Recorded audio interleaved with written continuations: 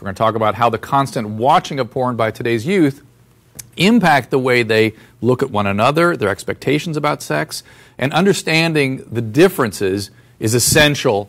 Joining me from Boston is Dr. Gail Dines, author of Pornland, How Porn Has Hijacked Our Sexuality, and porn star, now director-producer, Stormy Daniel. Stormy is in the studio with me. And you and I had talked once in the past about when you became a director-producer, you immediately noticed that men and women view pornography for different reasons. Absolutely. Most men go straight to the sex scenes. They use it as a quick way to release or get themselves going. They do it for visual simulation, strictly enjoyment.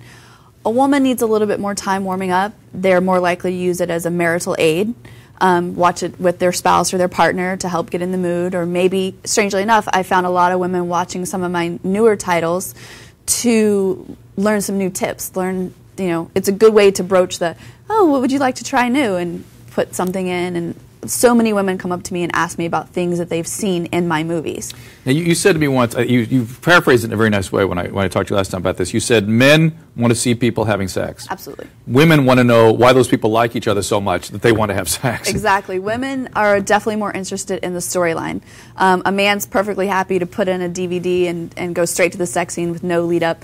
If you put that in next to your wife, chances are she's going to say, I would never bang the pizza delivery guy. Why does she like him so much? Storyline and romance is a lot more important to a woman. Now, Gail, you studied what pornography has done to not just young people, but maybe everybody and their attitudes about sex and sexuality. What have you found out? Well, first of all, let's just talk about the kind of pornography that men are watching. They might be watching this kind of more gentle, softcore-ish pornography when they're with their partners. But what studies show, and the industry shows, in fact, is that when men are alone, they're watching gonzo pornography, which is hardcore, in-your-face, brutal, body-punishing, dehumanizing, debasing pornography. This is where you see certain sex acts of choking a woman with a penis, spitting on her, calling her a slut, slapping her. And what they find is that when men are alone, this is the pornography they go to. And what I have found in my interviews, and what studies have found for well over 30 years, is that, first of all, pornography shapes the way men think about sexuality. And this is especially the case today, because the average age of first viewing pornography is about 11 or 12. When that boy types porn into Google, he comes up with hardcore body-punishing sex. He has no history of sex. He's never had sexual experiences for most of them. So this is what he thinks sex is. So today, porn is the most profound form of sex education that exists in our society. Gail, do you think that there's some sort of developmental window during which, if a young male is exposed to a certain kind of explicit material, it becomes sort of a preference or something that they seek? You understand what I'm asking? Yes, of course. Well, actually, what's interesting in the studies is it's not actually age that's the key, although we do know that obviously the younger they see it, the more they are likely to get habituated to it. What we know is for all ages of men, the more they watch it, the more desensitized they become, the more they want harder and harder porn, and the more they believe the porn story of how the world exists, and the more they expect their partners to behave like that. They think their own bodies are going to behave like that. I can't tell you how many men tell me they're disappointed when they actually have sex because they thought they were going to keep going all night. They thought she was going to have screaming orgasms, and it all looked very boring and bland and vanilla next to what they've been masturbating Stormy, to. how do you respond? I would like to go back a little bit, actually. To the best of my knowledge, there has been no actual evidence found. There have been no studies, so I would like Gail to tell me where these studies are, because to the best of my knowledge, that's not true.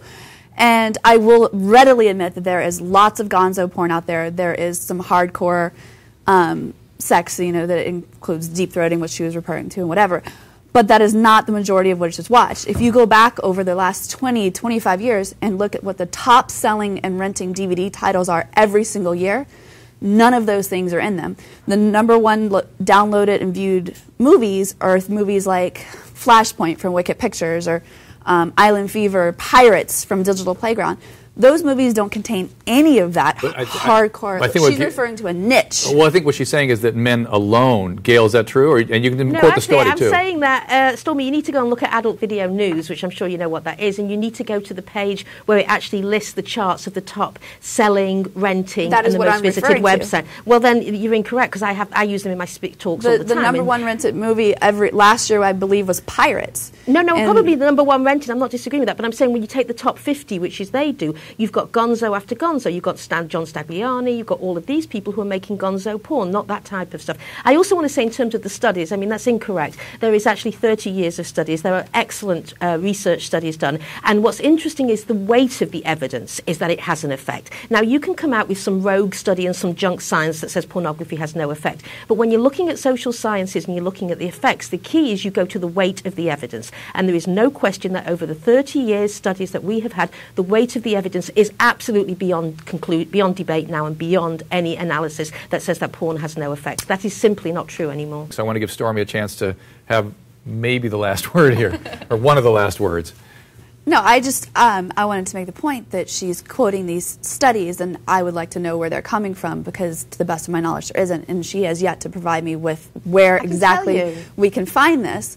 And also, she had mentioned in some of her research that I read about in her book that sex offenders are saying that they watch this, but where is the demographic for the normal, healthy, married couple that uses pornography as a marital aid?